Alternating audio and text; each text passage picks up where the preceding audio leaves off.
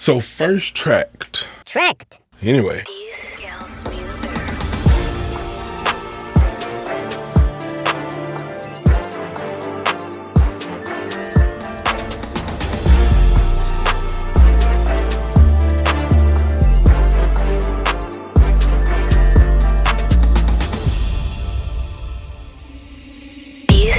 Music. So I'm about to give y'all the rundown. Hold on, wait.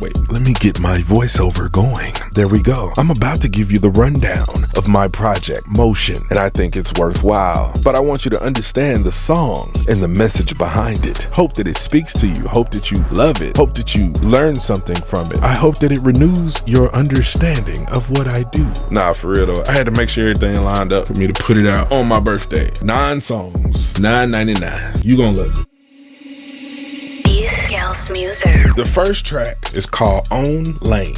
It really came from the combination of people telling me what I couldn't do, people telling me what I shouldn't do when it came to the music. Like, if I'm gonna be an artist, I can't be a producer. If I'm gonna be an artist and producer, I can't sing or rap. I gotta pick one because I'm gonna confuse the people. I got told all sorts of stuff like that. Also, it came from me standing in a room full of artists. So I watched artists do like 1 or 2 things, and I realized I was wearing a lot of hats in my situation. And when I'm doing it, I'm not thinking about it. I just know what I want stuff to sound like. So I create a beat, record, and I'm very, very hard on myself. So those of y'all that have watched that, that's what Own Lane kind of embodies. I put the singing element in there, but I'm not like singing. It's kind of like, you know, monotone for the most part. The back end, I do my signature fast rapping. I like rapping fast when I can. Sometimes I know slow it down. But I was having fun with it. I don't really curse on my tracks. I want to paint the picture and use different words. But yeah, I'm in my own lane. Like, just stay out my way. That's all I ask. If you don't have any motivational words to speak life into what I'm trying to do, then I don't really want to talk to you. I stay out the way, you stay out my lane, and we good. You feel me?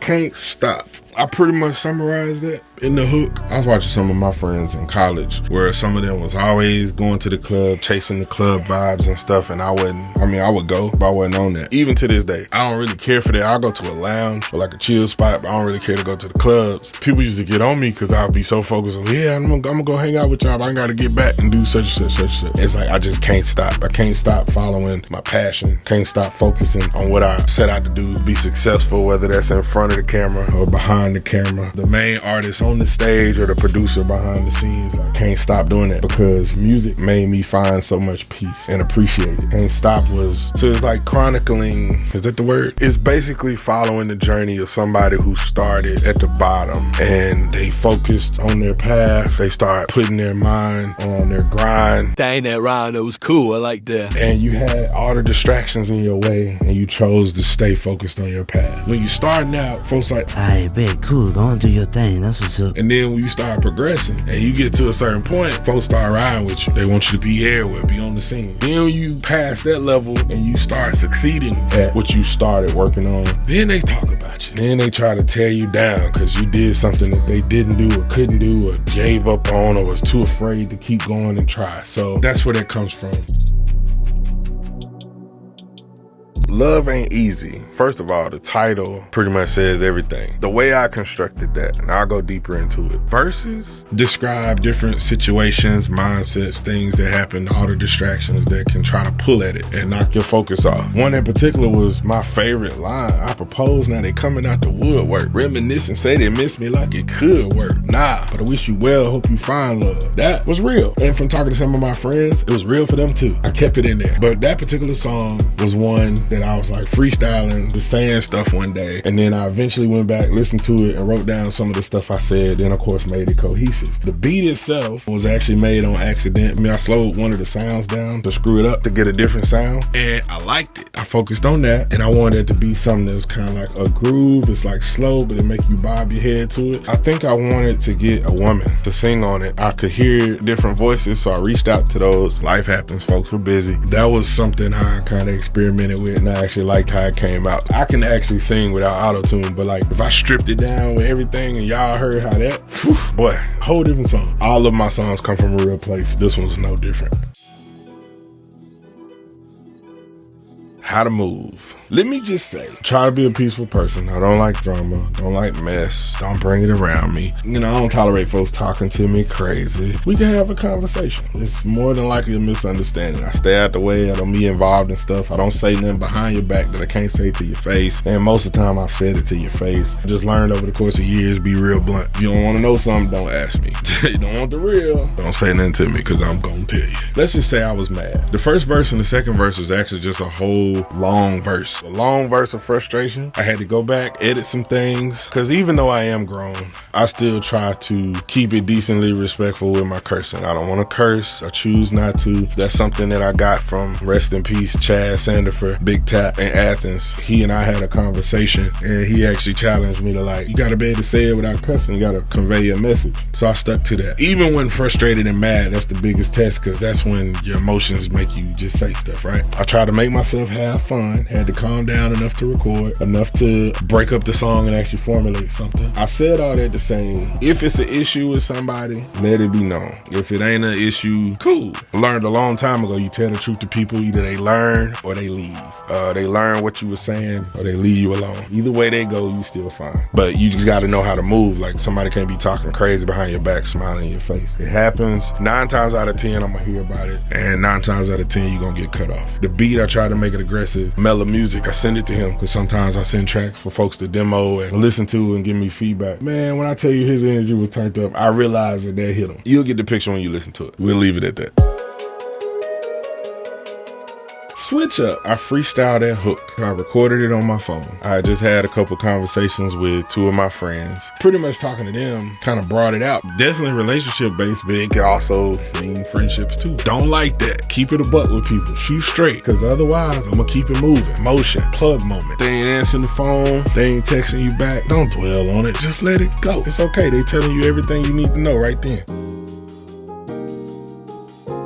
Mr. Picasso. That's called Picasso. You've heard me say paint the picture. I'm gonna go back a little bit. My partner, Mellow Music, who was on there, he did a song called Picture This, and he featured me. In my verse, I said something about Picasso. I thought it was kind of crazy, because I didn't think about that when I came up with this song, and I didn't think about that when I featured him on it. It wasn't until we had already done the feature and I was listening back, Picture This, and then Picasso, and I say it in the verse, blah, blah, blah, blah. Then I feature him on the track, and he does a great job painting the picture. Like, it was just full circle moment for me. Picasso kind of just came from painting the pictures of life as an artist. You got folks that just don't believe in you. Haven't performed in years, but it's still a blessing to know I can go some places. Somebody said my name and they at least heard of me. I kind of pulled back. I started watching stuff, saw the business, saw the good, the bad, the ugly, all that. I saw that. It's what you don't know. You go through that whole journey and folks, you gaining supporters and folks standing behind you, but then when you kind of slack off, and because you trying to protect your own peace, they slack off too. They fall off too. They stop believing in you. Picasso was a little bit more personal for me, and I had to put my partner on there because Mella, some years ago when we were performing at the Black Arts Festival in Huntsville, he actually was in the crowd when I was on the stage, and I just shouted him out. I shouted Athens out from the stage. This is during the time like I was actually hot, gaining some traction and stuff. And so the coolest part was that very next year, Mella ended up on the stage with me. While we was on stage, like right before we did, I think it did our last song or something like that, he actually said that on stage. He was like, man, you know, this just is different for me, man, because like just a year ago I was in the crowd, now I'm on the stage rocking with this man. And I was like, that meant a lot. It still mean a lot. I ain't forget that. I don't forget conversations that hit me like that. That's why I made it my business to make sure I featured him on Picasso, because it allowed him to also express himself on one of my tracks. At one point in time, folks were scared to get on the track with him. That dude,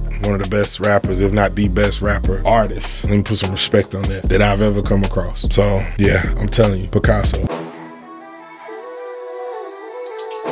Nope. I don't think I even say nope. Do I say nope? I probably do it in an ad-lib. The hook says everything I want to say about it. I just wanted to flex my skills a little bit. Originally, to be honest, that original song was just one verse. It's the first verse that you hear. It didn't have a hook. I was talking at the beginning. I was going to make it an interlude. Then I let one of my partners hear it. T-Lane heard it, and he said, nah, Scale, you gotta do a second verse, man. Like, cause it's kind of like I left something on the table. He was waiting on more. So I was like, all right, I mean, challenge accepted. I hadn't thought about it, so that was a challenge, because I was like, dang, now I gotta compete with the first one. And I think I did all right. That was one where I was kind of showcasing fast rapping again, fast-paced rapping. Then I switched up my cadence a couple times. The beat is kind of up there with how to move. Just got the energy behind it. I always make music I can just ride to. As long as I enjoy it, I'm good. Let's ride. The hook started as a different thing, different words, but the same concept. And then the beat, I end up making it have like a slight bounce. Whereas before it was just a melodic thing, yet again, meant to be an interlude to something else. And I end up writing verses to it. Kind of in the realm of my other song, Intervention. Plug moment. Intervention at the time was, speaking of, hey man, I've been your friend, I'm watching you go through all this mess and you keep picking these other dudes and skipping right over me. I'm trying to be here for you, but God, I'm trying to do this. Can't you see me? That's how that intervention was. This song is like, you know what? I see that, but come on, you finna ride with me. That's what I detailed throughout the whole thing, and it's like I'm having a conversation. Even the beat, inspired by Buy You a Drink by T-Pain, because that's one of my favorite artists, favorite producers, favorite writers. Would love to work with him one day. So T-Pain, if you see this.